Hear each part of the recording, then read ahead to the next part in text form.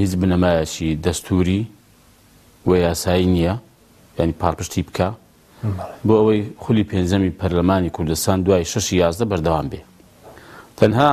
ئەوە بۆ کە ویستی دەسەڵات بە تایبەتی پارتی وێشێتی و بە تایبەتی پارتی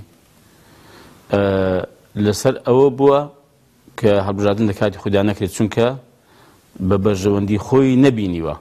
عەبدولستار مەجید سەرۆکی فراکسیۆنی کۆمەڵی دادگەری ڕای دەگەیەنێت پەرلەمانتارانی فراکسیۆنەکەی لە دوای کشانەوەیان لە پەرلەمانی کوردستان موچەی پەرلەمانتاری بۆ خۆیان وەرناگرن و بۆ کاری خێرخوازی بەکاری دەهێنن.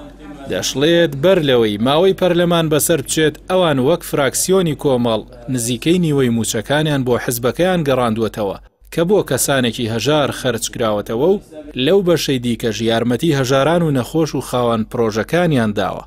عەبدولستار مەجید لەبارەی بانگەشەی چەند لایەنێکیش بۆ حرامی موچەکانیان وتی ئەو کەسانە مانگانە موچەکانیان دەچێتە سەر حسابەکانیان و دوای چەندین ساڵی دیکەش خۆیان یان نەوەکانیان دەتوانن ئەو موچانە وەربگرن و بانگەشەی ڕەتکردنەوەی موچەکانیان دوورە لە ڕاستیەوە. ئێمە لەبەرەوەی کە گرێبەستێکمان لەگەڵ کۆمەڵی دادگەری هەبووە، ئێمە هێندێکمان ینی نیوە نزیک نیوە بەڕاستی ئێمە ڕادەسی دارایی کۆمەڵ کراوە، ئەویش بۆ فەقیر و هەژار و ئەو خەڵکی کە بەڕاستی هاوکار بوون لە قۆناغڕابوودەکان بۆ کۆمەڵ و بۆ هەڵبژاردنەکان و ئەوانە. ئەمە یەک بەشێکیشی ینی هەرێک بینی و بین الله خۆی دەزانێت تەبان، ینی بەگشتی بەڵام ئێمە ئەندامانی ئێمە بەڕاستی چاوێن لە خەڵکی فەقیر بووە لەو بەشەی خۆشی لەو نیوەیکە چاوی لە فەرقی هەژار بووە، نەخۆش بەکەوتا کۆمەڵێک پرۆژە مەسەن هێنراوە مەسەن کابرا، ینی ئەمە کراوە تەبان. ئەوەی ئێستاش دیسان خەڵک دەستی دیسان خەڵک دەستی پەلەپەل و هەل کرد، موسێک لێ دەکەن و موسەکانیان و کاکە من بۆ هەموو لایەک بێڵێم ئێمە ئەم موسە وەرناگری لە کاتێک کە خەڵک بملیارەها دۆلار دەدزێت تەبان کورە ئۆپۆزیسیۆنە بەڵام شەریکی دەسەڵاتە لە دزی و لە گەندەڵی، ینی بەمە دەڵێن موسە چێ دەکەن 8 ملیۆن چێ دەکەن،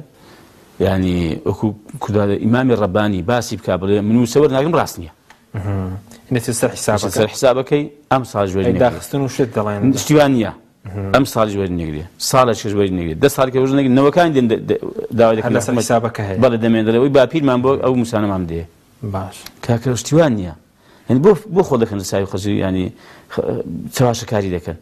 سەرۆکی فراکسیۆنی کۆمەڵ دەڵێت لە سەرەتاوە یەکڕێزی ئۆپۆزیسیۆن و دروستکردنی بەرەیەک دشت بە گەندەڵی وستەم پێشنیازی ئەوان بووە و سەرجەم پەرلەمانتارانی ئۆپۆزیسیۆن لەگەڵی هاودەنگ بوون و بڕیاریان داوە لە کاتی تەوابوونی ماوەی یاسایی پەرلەمان بە کۆدەنگی بڕیار بدەن، بەڵام دواتر بەشێک لە ئۆپۆزیسیۆن بۆ مەبەستی سیاسی و مزایەدا پاشگەز بوونەتەوە و یەکڕێزی ئۆپۆزیسیۆنیان پەرت کردووە کە ئەمەش هەر لە سەرەتاوە خواستی دەسەڵات بووە و کاری بۆ کردووە. ئێمە هەر لە سەرەتاوە بەڕاستی ئامانجمان ئەوە بکە هەمومان بەیەکۆبین و لە قۆناغ یەکەم بڕێکیش کەوتین کە هەمومان یەک هەڵبێز بین و لە سەرەتادا بینەوەی نوێش هەر هاوڕا بوو. کاک حەشیم لێ ناشارمەوە دەسەڵات زۆر ئیشی سەر ئەمە کرد کە ئەم ڕیزانە پەرتەوازەکە بۆ لایەنەکانی ئۆپۆزیسیۆنیش هاوکار بوو کە ئەم ئاواتە ئەو ئامانجیان بێتە دی. هێندێکی لەبەر مزایەدات بەڕاستی مزایەدەیان کردو پێیان وا بۆ گەروا بکەن قازان دەکەن چواردەنجی زیاد دێنن. عەبدولستار مەجید وتیشی گۆڕەپانەکە چۆڵ ناکەن و ئەو بەرەی پێکیان هێناوە لەگەڵ کەسانی دیکەی ناڕازی لە دەسەڵات پەرەی پێدەدەن و بەردەوام دەبن لە فشارەکانیان بۆ ئەنجامدانی هەڵبژاردن.